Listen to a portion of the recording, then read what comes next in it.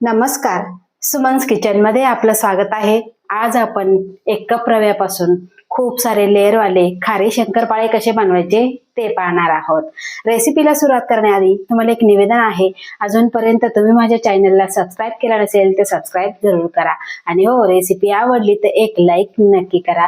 चला तर मग रेसिपीला सुरुवात करूया। आता आपल्याला खारे शंकरपाळे बनवायचे, त्यासाठी इथे मी 1 कप बारीक रवा घेतलेला आहे। रवा घेताना शक्यतो हा एकदम बारीक 0 नंबरचा घ्यायचा आहे। आता तुमच्याकडे जाड रवा असेल तर तो तुम्ही थोडासा मिक्सरला फिरवून घ्यायचा आहे आणि हा वजनी म्हणाल तर 180 ग्रॅम आहे। आता आपण एका मोठ्या भांड्यामध्ये रवा ओतून घेतलेला आहे। आता यामध्ये आपल्याला काही कोरडे साहित्य घालायचं आहे। तर इथे मी अर्धा चमचा ओवा घेतलेला आहे। आता हा ओवा आहे, हातावर थोडासा आपल्याला चोळून घालायचा आहे, त्यामुळे काय होतं, शंकरपाळे अतिशय छान लागतात। यामध्ये घालायचं आहे चवीपुरतं मीठ, त्यानंतर अर्धा चमचा जिरं आणि यामध्ये घालायची आहे आपल्याला 1 छोटा चमचा कसुरी मेथी आणि यामध्येच घालायचं आहे आपल्याला इथे 2 चमचे साजूक तूप।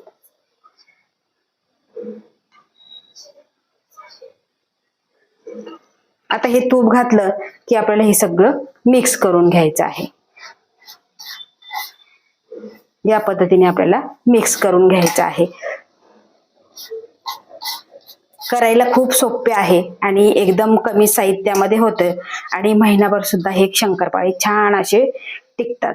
आता शाळा चालू झालेली आहे आणि मुलांना मधल्या वेळेत भूक लागते, शाळेतून आल्यावर भूक लागते, मग चहा बरोबर खाण्यासाठी हा उत्तम पर्याय आहे। बाहेरचं देण्यापेक्षा असे शंकरपाळे बनवून ठेवले की अगदी पटापट मुलांना काही खायला मागितलं तर पटकन असं देता येतं। आता हे सगळं आपण मिक्स करून घेतलेलं आहे। आता अगदी थोडं थोडं पाणी घालायचं आणि हे मळून घ्यायचं आहे। खूप पातळ नाही आणि खूप घट्ट नाही, अशा पद्धतीने आपल्याला मळून घ्यायचं आहे। तर इथे आपण थोडं थोडं पाणी घालून रवा छान असा भिजवून घेतलेला आहे आणि तुम्ही इथे बघू शकता, खूप घट्टही नाही आणि खूप पातळही नाही, अशा पद्धतीने आपल्याला मळून घ्यायचं आहे। आता यावरती आपल्याला झाकण ठेवायचं आणि 20 ते 25 मिनिटे भिजत ठेवायचं आहे, म्हणजे काय होईल, रवा छान असा फुलल्या जाईल।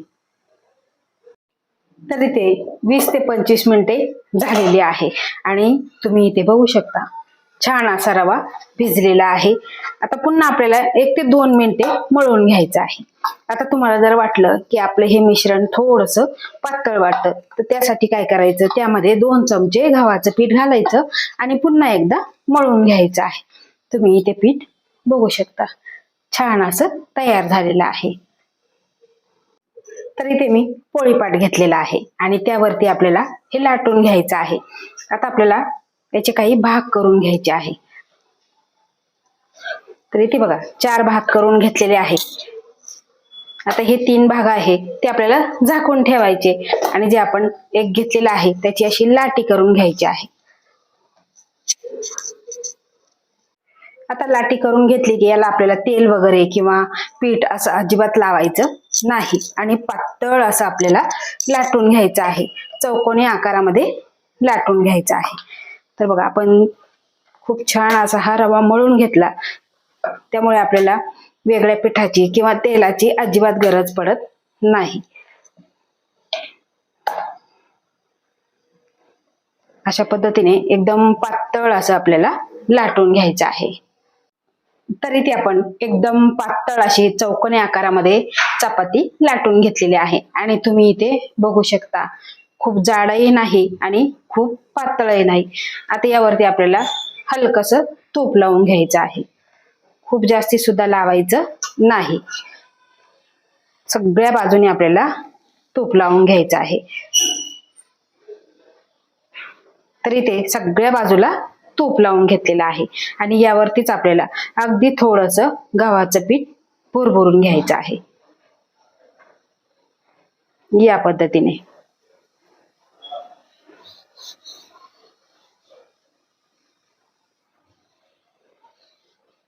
अशा पद्धतीने लावून घेतलं की याची आपल्याला घडी घालायची आहे। बघा या पद्धतीने घडी घालून घ्यायची आहे. कुठे हवा राहायला नको अशा पद्धतीने हे दाबून घ्यायचं आहे. त्यानंतर पुन्हा एकदा आपल्याला या पद्धतीने घडी घालून घ्यायची आहे आणि दाबून घ्यायचं आहे. परत इकडची जी बाजू आहे ती पुन्हा यावरती आपल्याला घालून घ्यायची आहे. तर तुम्ही इथे बघू शकता थोडस आपल्याला ओढून घ्यायचं आहे या पद्धतीने आणि दाबून घ्यायचं आहे. आता दाबून घेतलं की पुन्हा आपल्याला ही पट्टी सरळ करून घ्यायची आहे आणि सरळ केल्यानंतर आपल्याला हलकीशी लाटून घ्यायची आहे. बघा या पद्धतीने लाटायची आहे की नाही सोपं.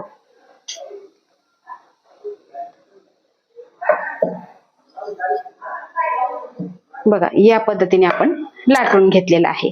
आता लाटल्यानंतर आपल्याला सुरी घ्यायची आणि त्या सुरीने आपल्याला कट करून घ्यायचं आहे. बघा या पद्धतीने कट करायचं आहे. तरी ते आपण सगळे शंकरपाळे या पद्धतीने कट करून घेतलेले आहे. आता बाकीचे राहिलेले सुद्धा अशाच पद्धतीने आपण तयार करून घेऊ. तरी ते आपण सगळे खारे शंकरपाळे लाटून अशा पद्धतीने कट करून घेतलेले आहे. आता आपण हे तळून घेऊ. शंकरपाळे तयार होईपर्यंत मंद गॅसवर तेल गरम करायला ठेवलं. आता तेल किती गरम झालेलं आहे ते बघूया. एक छोटासा गोळा टाकून बघायचा आहे. तर बघा गोळा टाकल्यानंतर लगेचच वरती आलेलं आहे. तेल चांगलं गरम झालेलं आहे. आता यामध्ये आपल्याला एक एक शंकरपाळी सोडून घ्यायची आहे. गॅसची फ्लेम कुठेही वाढवायची नाही. आता जेवढे तेलात बसतील तेवढे आपल्याला सोडून घ्यायचे आहे. आता तळत असताना गॅसची फ्लेम आपल्याला लो ठेवायची आहे. त्यामुळे काय होतं हळुवारपणे छान असे लेयर सुटले जातात. तुम्ही इथे याचे लेयर बघू शकता. छान असे लेयर सुटलेले आहे. खूप गॅसची फ्लेम अशी मोठी करायची नाही आणि तुम्हाला घाई असेल तर तुम्ही पटपट करायला जाल तर लेयर अजिबात टिकणार नाही. त्यासाठी लो फ्लेमवरच हे तळून घ्यायचे आहे. हलक्याच्या सोनेरी रंगावर आपल्याला तळायचे आहे. हलक्याच्या सोनेरी रंगावर आपण शंकरपाळे तळून घेतलेले आहे. आता हे आपण काढून घेऊ आणि बाकीचे राहिलेले ह्याच पद्धतीने तळून घेऊ. तर इथे आपले सगळे शंकरपाळे तळून तयार झालेले आहे. खायला एकदम टेस्टी आहे की ज्यावेळेस आपण बेकरीतून खारी आणतो अगदी त्याच चवीचे हे खारे शंकरपाळे तयार झालेले आहे. आणि तुम्ही इथे लेयर बघू शकता. आता लेयर जरी नाही निघाले तरी एकदम अशा पद्धतीचे लेयर निघतात आणि खूप असे खुसखुशीत होतात. तुम्ही इथे बघू शकता. आहे की नाही. करायला खूप सोपे आहे आणि एकदम कमी साहित्यामध्ये आहे. झटपट तयार होणारे आहे. असे थंड करून ठेवायचे आणि डब्यामध्ये भरून ठेवायचे. ते जाता येता तुम्ही मुलांना देऊ शकता, डब्यात देऊ शकता, एरवी देऊ शकता, चहा बरोबर खा किंवा असेही खा तरी चवीला अप्रतिम लागतात. आता नेहमी आपण वेगवेगळा नाश्ता करतो तर अशा ह्या पद्धतीचा नाश्ता तुम्ही जरूर करून बघा. तर तुम्हाला माझी ही खारी शंकरपाळीची रेसिपी कशी वाटली ते मला कमेंट करून नक्की सांगा. आवडल्यास लाईक करा, शेअर करा, सबस्क्राईब करा आणि बाजूचं बेल आयकॉन बटन प्रेस करा. धन्यवाद.